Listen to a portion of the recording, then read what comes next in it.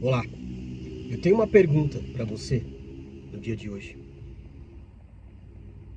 O que você está buscando de Deus ou em Deus? O que você tem buscado nesses últimos tempos?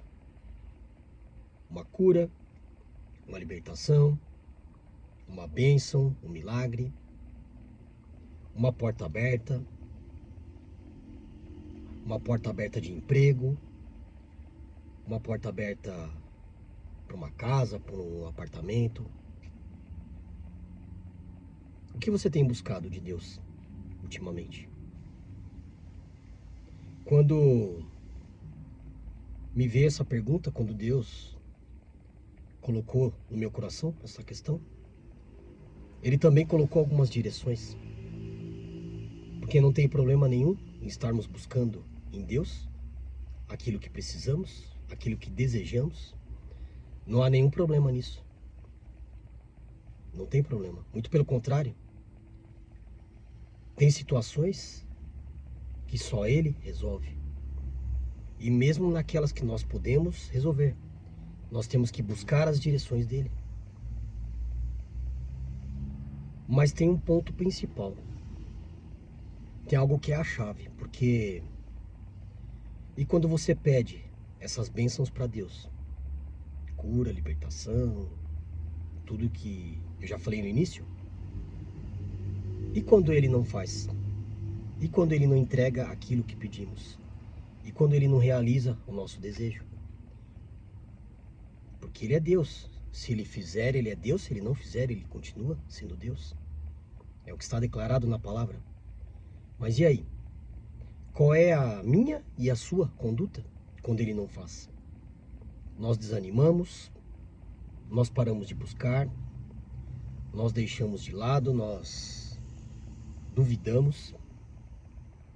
Nós duvidamos se estamos no caminho certo.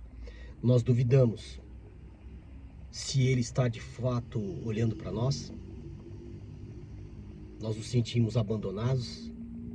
Oh, meu Deus, o Senhor esqueceu de mim.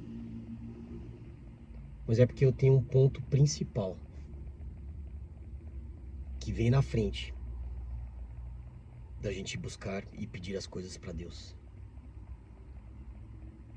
Tem um ponto principal e eu quero compartilhar esse ponto exatamente lá no Salmo 51, um clamor do rei Davi diante de uma situação onde ele tinha acabado de cometer um pecado grave, cobiçou a mulher de um dos seus soldados e foi muito além do que só cobiçar. Desejou, a teve, depois ela engravidou e ele se viu ameaçado e arquitetou para que o marido daquela mulher, o soldado fiel, fosse morto para pagar pelo erro que ele cometeu. Mas olha o que é mais impressionante. Davi errou, e muito sério. Mas ele fez a coisa certa. Sim, pedir perdão. Sim, clamou a Deus pelo perdão. Mas olha o que ele fez aqui. Salmo 51, versículo 11. Versículo 10. Cria em mim, ó Deus, um coração puro e renova dentro de mim um espírito inabalável. Não me lances fora da tua presença, nem me retires o teu Santo Espírito. Olha que tremendo que Davi pediu aqui para Deus. Mesmo no momento onde ele havia cometido um pecado muito grave. Não existe isso de pecadinho e pecadão, mas ele cometeu uma falha grande. E foi exortado por um profeta direcionado por Deus, por Natã. Mas olha o pedido dele. Senhor, me tire tudo, menos a tua presença. Ele pediu para que Deus se mantivesse presente na vida de Davi. E por que ele pediu isso? Porque ele foi uma testemunha viva do que o rei Saul fez, o seu antecessor. Ele desagradou a Deus. E Deus tirou a sua presença da frente do rei Saul. A presença de Deus foi retirada, a unção de Deus foi retirada do rei Saul. E ele teve um fim trágico. Ele e a família dele. Então, mais importante do que pedir todas essas bênçãos, e elas são importantes, porque elas são por o nosso dia a dia enquanto estamos nesta terra, foi Deus que nos permitiu estarmos aqui. E se Ele permitiu, nós temos que colher o melhor desta terra. Sim, passaremos por lutas, por desafios, por tribulações, por ataques de pessoas, de principados e potestades, do inimigo. Mas se Ele te colocou e me colocou nessa terra, é para colher o melhor desta terra buscando a Ele. Mas existe esse princípio, buscando a presença, procurando estar aqui com o Espírito. Olha, Davi falando do Espírito Santo, mesmo antes da vinda de Jesus Cristo, que declarou que o Espírito Santo é contigo e comigo. Jesus disse que ele iria para o Pai, mas que nós não estaremos só, que o Espírito Santo está conosco. Olha que tremendo isso. E aqui já Davi já: não me retires a tua presença, e nem o Espírito Santo. E Deus não retirou. Deus o puniu porque ele teve um filho com Batseba, e foi declarado que esse filho perderia a vida pelo profeta, e de fato ele perdeu. E Davi buscou, clamou pelo filho, mas quando viu que Deus de fato o levaria, ele se levantou e seguiu. Mas esta oração que ele fez aqui, pedindo para que Deus lhe tirasse tudo, menos a presença, é o que garantiu que Davi terminasse os seus dias diante da presença de Deus. Terminou seus dias por idade, com a idade avançada, mas sem perder a presença de Deus. Não queira nunca perder a presença de Deus. Não queira nunca sofrer as consequências do que é estar sem a presença de Deus. Pois quando nós estamos com a presença de Deus,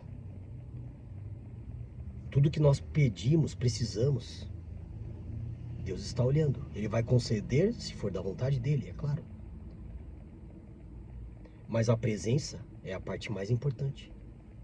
Tanto é que lá em Mateus 6,33, Jesus diz que temos que buscar primeiramente o reino de Deus, a presença de Deus, e as demais coisas serão acrescentadas.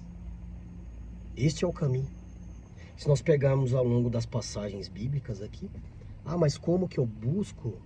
Como que eu busco a Deus? Eu oro, eu peço, faço os meus pedidos. A Bíblia é o caminho. Lá no Salmo 132:7, o salmista pede para que Deus entre em sua morada. Temos que pedir para Deus entrar em nossa casa, em nosso lar, abençoar, estar conosco, a presença de Deus dentro da nossa casa. Este é o como. Lá em Jeremias 29:13, essa passagem é muito conhecida por todos. Buscar-me-eis e me achareis, quando buscardes de todo o vosso coração. Quando você buscar a Deus de coração, não por aquilo que você está precisando, mas por quem você está buscando, você está chamando a presença de Deus para a sua vida. Estará clamando a presença de Deus. Este é o como. Tem vários outros versículos, outras passagens que clamam, é um clamor nosso para que Deus se faça presente. Mas eu cito esses dois para não me alongar, porque ainda tem mais um passo. O primeiro passo é o como. O segundo passo é o porquê. Por que ter a presença de Deus? Parece bem óbvio, mas eu vou comentar mesmo assim. Porque a presença de Deus te faz entender qual é o plano da salvação, nos dado de graça por Jesus Cristo. Quando nós buscamos a presença de Deus, nós entendemos o propósito da salvação. Porque foi Deus quem enviou seu Filho unigênito para pagar pelo meu e o seu pecado, ou os meus e os seus pecados. Quando nós clamamos, buscamos a presença de Deus, nós entendemos o propósito, o plano da salvação. Esse é um porquê. Outro, lá em Êxodo 33:15. Deus está irado com o povo e diz a Moisés: vocês que caminhem adiante, e eu enviarei um anjo para ir com vocês. E Moisés se indignou e respondeu: Senhor, se tu não fores conosco, não permita que sigamos em frente. Se tu não fores conosco, não permita que sigamos em frente. Ele se recusou a dar um passo sequer adiante sem a presença de Deus. Porque foi Deus que disse que aquele povo sairia daquela terra. Foi Deus que escolheu Moisés para dirigir aquele povo, não para salvar, porque quem salvou foi Deus. Então ele se recusou. Senhor, eu entendo que tu estás irado com o teu povo, mas se tu não fores conosco, não daremos um passo. Não faça com que a gente saia daqui. Eles se recusaram a seguir sem a presença de Deus. Ah, mas ele enviou um anjo, mas é a presença de Deus. Deus é o Criador. Não podemos deixá-lo. E o que aconteceu? Por isso que é o porquê e não o como. Aqui é o porquê. Quando Moisés tomou essa decisão abriu portas para que Deus continuasse com eles. E todas as conquistas que de Moisés a Josué e assim por diante o povo de Israel teve, foi porque o povo de Israel não abriu mão da presença de Deus. Moisés insistiu em manter a presença de Deus e ele assim, por amor a Moisés, seguiu. Quando nós buscamos a presença de Deus, é Ele que dá a direção, é Ele que está conosco. E isso é o porquê. Porque independente do que você está buscando, os milagres, as portas abertas, o mais importante é em quem você está buscando.